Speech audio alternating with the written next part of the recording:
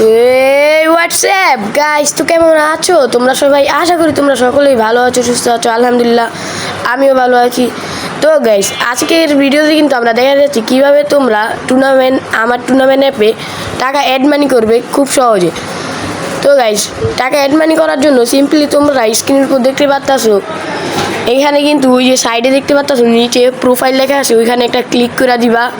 তারপর গাইস প্রোফাইলে আসার পর তোমরা উপরে দেখতে পাচ্ছো কিন্তু এখানে ওয়ালেট লেখা আছে, ওইখানে ক্লিক করে দিবা। ওয়ালেটে আসার পর তোমরা এখান থেকে সিম্পলি অ্যাড মোরেতে ক্লিক করবা।